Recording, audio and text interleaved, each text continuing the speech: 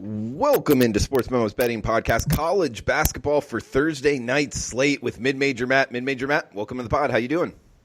Doing well, Drew. Love that we are, three and a half weeks away from Selection Sunday. This is when it starts to get really good.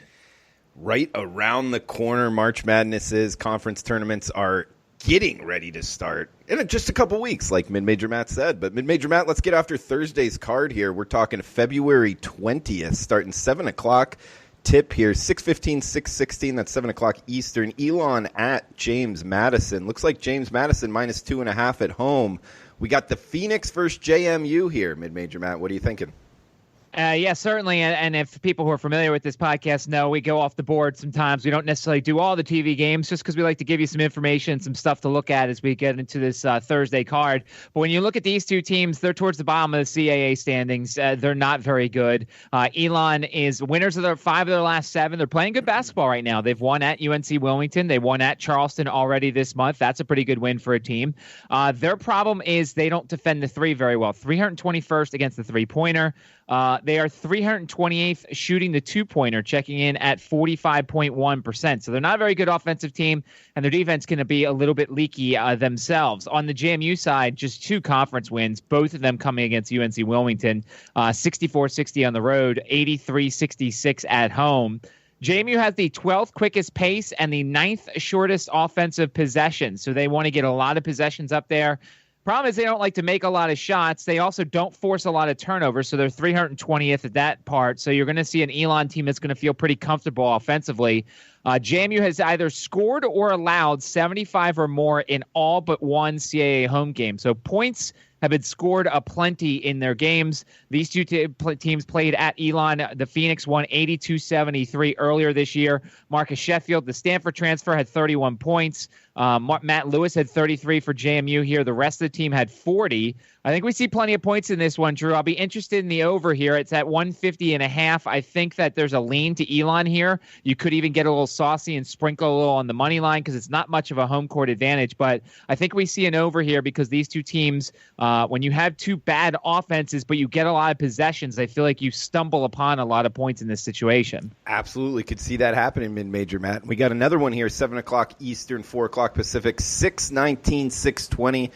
William and Mary at Towson. Looks like Towson minus 5 in the hook or minus 6 at home. 138 in the hook being the total here, Mid-Major Matt. So, we talk about William and Mary often on this show, and if for those who are new, I'm in Virginia, so I'm very familiar with the tribe. Since starting 6-0 in conference, they've gone 4-5 in the CAA. We talked about JMU not forcing turnovers. William and Mary is actually worse. I think it's 353 teams. William and Mary is 349th when it comes to percentage of turnovers on defense. Their offense is really efficient. They've gotten back to normal, 75-plus points in each of their last 2 games after not doing so in 6 of 7. Some injuries to watch here, and that's why we're not going to necessarily make a play right now. Bryce Barnes is their point guard. He was cleared for practice. He's expected to play. Missed 2 games in mid-January, kind of like the straw that stirs the drink for the tribe. Thornton Scott, we don't know what he's going to do. He's missed the last 2 games. They kind of need him out there as an offensive weapon because, Towson's the type of team that could neutralize Nathan Knight and Andy Van Vliet, the 2 big guys for the William Mary tribe. Tigers have won 3 straight, 10 of their last 12. They've started 0-3 in conference and played well. They don't shoot the ball that particularly well, 47.2% from two-point land. They've lost 4 times at home this season, had 2 single-digit wins. These 2 teams played in Williamsburg, a 63-possession game. Towson won 70-58. It was 39-35 at halftime, 31-23 in the second half. Towson actually out-rebounded William & Mary in that one, 31-24, and they got 54 of their 70 points from 3 guys. To me, and I don't love necessarily playing unders, but to me, Towson doesn't want to run, and William & Mary may not be able to run in this game. Certainly, if they don't have their point guard, Thornton Scott, one of their guards, Thornton Scott, that'll probably help the under here. I'm going to wait. I'm going to wait until maybe Thursday morning here, see if we can milk another point or 2 out of it, see if maybe Thornton Scott plays and it goes up a little bit, and then we take the under here. But to me, that 70-58 score feels about right what they had in Williamsburg. I think this is a lower scoring game, Drew, and I think potentially I lean to the under in this one. All right, liking the under in that one. And guys, check out Mid-Major Matt's packages, sportsmemo.com. We got special coupon code for this podcast, MMM60, that takes 60% off Mid-Major Matt's daily packages for Thursday's action. Just one-day coupon here, guys, for his plays on Thursday. SportsMemo.com, 60% off using the coupon code MMM60 at checkout of SportsMemo.com. We got Connecticut at Temple up next here. Rotation number 627, 628. If you're following along at home, -1.5. That's UConn on the road. 136.5 the total here, Matt. You know, it's very tough to figure out Temple this year. They've won 3 of their last 5. They've gotten their requisite upset victory at home over a ranked team, beating Wichita State. Now, Wichita State has fallen in the tank a little bit. They also got the overtime win over SMU at home, but then they've also lost to Tulane at home, and they lost to Houston at home. And their offense is atrocious. They're 319th in two-point shooting. Now, they play defense from time to time, and they play at a pretty quick pace, 65th in the country. So, and Quentin Rose has been very hot and cold. You'll know very early on in this game if Quentin Rose is ready to play. On the UConn side, they've won 4 of their last 6. They've won 1 road game this year at Tulsa. The Huskies defensively really good. Teams are just shooting just under 44% from two-point land against UConn. They're also number 2 in block percentage on defense. They will make it hard for you to score at the rim. They're 313th, though, in two-point shooting. Like, their offense is not consistent, and it's a hard team to trust in certain situations. UConn won at home 78-63 the last time these two teams played. It was a 70-possession game. Both teams, as we probably predicted, shot poorly from 2. UConn 43.2% in that game. Temple 41.3%. 28 total offensive rebounds, which is very surprising because Temple's not a very good offensive rebounding team. The reason why I brought this game up is I feel like it's a very good live betting situation here. Temple here, I feel like they're not a bad home dog in this situation, but you could tell early on with them if they're engaged and ready, if the defense is playing. And you can also tell early on UConn how they look because it's a youngish team. You know, I like Hurley as a coach. He's got the coaching advantage here. We've seen far too often this year in Temple games where Aaron McKee has a game plan and they have a close first half. And much like the Villanova game, the better coach puts a better adjustment in and the team runs away. So if we were to do like a live betting game of the day type of situation, this would be it. I feel like you need to watch the first 10, 15 minutes, see if there's foul trouble, see who's playing well. If Temple seems engaged, then there's still a dog at halftime or whatever. Maybe you lean to the Owls. If UConn seems like they're getting into a nice flow, or if they're ready to make some adjustments, UConn might be the play here. So this is going to be my live game betting of the day because I'm going to watch a little bit of this game and see how it goes before we kind of attack this one. All right, Mid-Major Matt there in Richmond, Virginia. We got another game here, Santa Clara, BYU, then a game off the board as well and a best bet. But Mid-Major Matt, follow him on Twitter at Mid-Major Matt. Let the people know where they can find you, man. Yeah, at Mid-Major Matt on Twitter. I host a show here in Richmond, Virginia from 3 to 4 here. Actually, it's ironic. On Thursday, knock on wood, I'm scheduled to talk to Joe Lenardi about some bracketology already this week, and we'll talk about them next. I've already interviewed the Liberty basketball coach, so I got a little bit of information from him.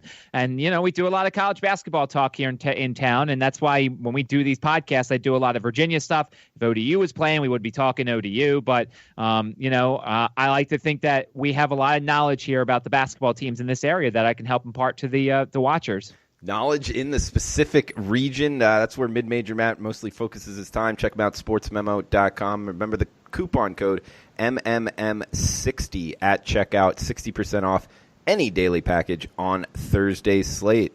So, Mid-Major Matt, we got 2 games left, but did want to get your overall thoughts on March Madness overall in terms of this season, like getting to the national championship.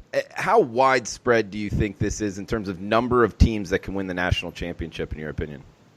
Well, I would say that it's very interesting because I think there are certain teams that I like more than other people do. I know San Diego State's the flavor of the year pretty much. I don't necessarily believe they could be a national champion. I almost think for their sake that they lose in the regular season, it's kind of hard to go all the way through without losing the game. I'm a big Gonzaga guy. I know the price is not there necessarily, so I'm going to look and try and find some value elsewhere. I'm a big Creighton guy. I think Creighton has the offense here, and if they ever figure out the defensive end, I think Creighton's offense can carry them through. I'm also a big Seton Hall guy.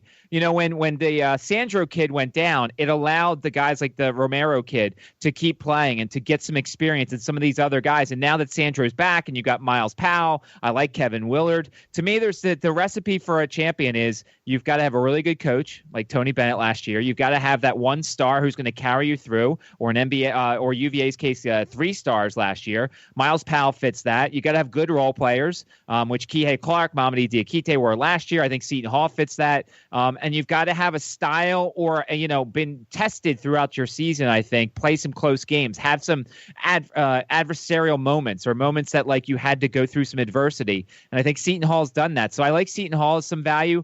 Somebody I don't like, as I said, is San Diego State. I don't like Auburn, although I'm kind of disappointed that Auburn's starting to lose because now I'm going to lose some value and they're going to fall down a little bit in terms of their seed.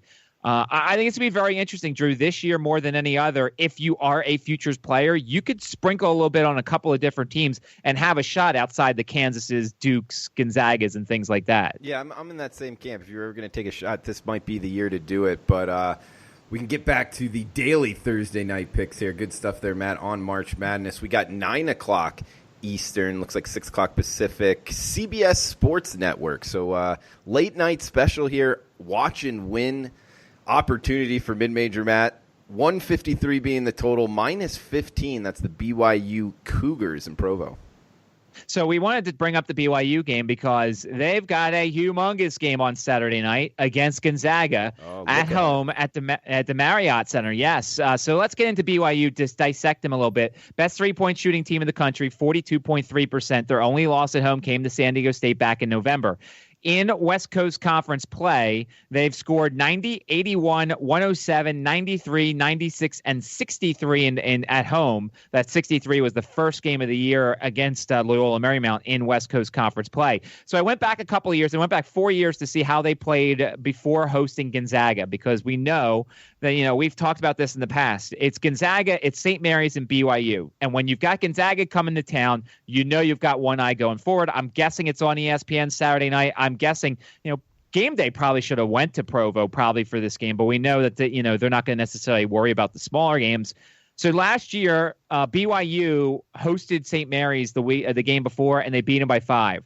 2018, they went to Portland and won by 12. 2017, they won by 8 at home against Loyola Marymount. And then 2016, they won by 18 at home against Portland. So they've taken care of business. They've won the games.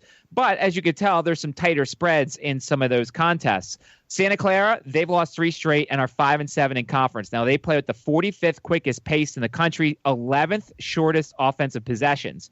To kind of go along with the same thing here in terms of pace, on the road, they played at Gonzaga, lost 104-54, and they lost 91-77 at Pepperdine. These are probably the 4 fastest teams, obviously, if you include Santa Clara in the conference. So they're going to run, and their defense is not going to show up. Giving up 91 to Pepperdine is quite a bit here.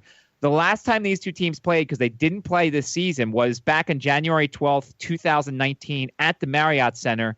BYU won 80-74. I think all the numbers here tell me that if BYU is going to let down, I think it's going to be on the defensive end. I think Santa Clara is going to push the pace. I like the over here. And, if you're daring, you could take Santa Clara plus the 15 points. I think by the time people see this potentially on Thursday, it probably won't be 15.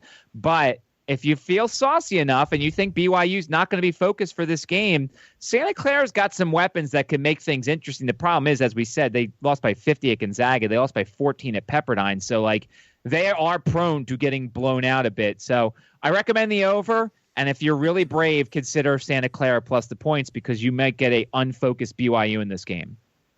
All right, mid-major Matt, we got one game left here. Let's go off-roading. It's North Florida versus Liberty here. We got the Flames -8 in the hook at home against the Ospreys, 133.5 being the total. We're going off the board, mid-major Matt. What's the reason why? Well, so I think the winner of the A-Sun is going to come from this game. And much like the East Tennessee State Furman game on Wednesday, this could be one of the better games of the night. Liberty, who is one of the, 3 last remaining undefeated teams way back, I think in December or January, they were a team, and we've seen them last year. They beat Mississippi State last year. They lost a close game to Virginia Tech in the tournament last year. This is a Liberty team that plays defense. They play the UVA style because Richie McKay comes over from Charlottesville. They're 5-1 since that loss to North Florida back on January 23rd. They've allowed 60 points just 2 times this season at home. Nothing above. 60 points and under is what they've done so far defensively. 10th ranked effective field goal percentage defense, 29th effective field goal offense. They're really efficient on offense, and when they're going, they're going. And they're also really good against three-point defense. That's why it was surprising when these two teams played at North Florida. The Ospreys won 71-70. They went 10 of 28 from long range. This team, the Ospreys, 51.5% of their shots are from long range. Like, they basically chuck away as soon as they get across midcourt. They've got 6 road wins. Now, none of them were very good. They lost at Austin Peay. They lost at Lipscomb. Neither of those two teams are very good. Liberty shot it pretty well against North Florida, and I think this is one of those classic cases where you may need to see a team outscore the other one. I think Liberty should be able to shut down North Florida offensively, but I like the over here a little bit. I know it's a low total, 134. I know Liberty has not allowed more than 60 points at home this season, but I think that North Florida's got a bit of a formula here that's going to get them some points. And even if they do, North Florida's defense is not good enough. We could see Liberty potentially get to 70. They got to 70 on the road in this game and in this series. I think we could see Liberty get to 70. So the question is, can they get over 70? And can North Florida get to 60, let's say? Can we see a 74-60 type game? I don't think it's going to be that big of a blowout. I think North Florida +9 is probably the better play in this one. But if you want to look at the total here as well, maybe a lean to the over, but probably like North Florida +9 a little bit more. Mid-Major Matt, check his playsoutsportsmemo.com and any plays on Thursday for Mid-Major Matt, 60% off using the coupon code MMM60 at checkout. Mid-Major Matt, best bet time, man. What are you thinking for Thursday night for the best bet on the pod? Well, I mean, the best bet we didn't talk about, but obviously everybody knows, and it lost by 1 point, and I had a really good Saturday, but this frustrated me the most. It's the Gonzaga first half over again. I mean, once again, we're looking at a situation here where Gonzaga is playing San Francisco, a team that runs, a team that doesn't play defense. Gonzaga, they don't seem to be prone as much to these lack of focus moments, but Gonzaga's got to be averaging close to 50 points in the first half. I know it's what everybody expects from me, but the best bet on the board for Thursday is the first half over in Gonzaga. Obviously, it's not out yet as of Wednesday night. With a total around 156, 157, I'm guessing it's going to be 76.5, 77 maybe. I mean, I think that's an over. We should have hit the other over against in their last game at Pepperdine. There was about a 3-minute stretch where they didn't score, and it fell 1 point short. I mean, to me, this is almost an insta-bet. I don't think, unless we get to the 170s for game totals, I don't think there's a game where I'm not going to take the first half over with Gonzaga the rest of the season. Now, when we get to Vegas and the West Coast Conference Tournament, that'll be a little different. We'll see what the number is. We'll see how much they adjust for the for the neutral court here. But to me, it's an instant bet until it fails miserably. I'm going first half over in the Gonzaga game, assuming it's 76 and a half, 77, I'm guessing. The trend is your friend, and the trend is on the Gonzaga first half overs. Mid-Major Matt with his best bet for the podcast Thursday night, Gonzaga first half over. So Mid-Major Matt, great pod, man. A lot of information there. Anything else you want to throw out there before we shut this down? No, just really excited for what's to come here, and certainly with March Madness. And you said there may be a rumor we may be doing this a little bit more, so that would be fantastic for the watchers, because I know we have a lot of people who enjoy what we do. Yeah, thinking about making it a daily show, but we'll see.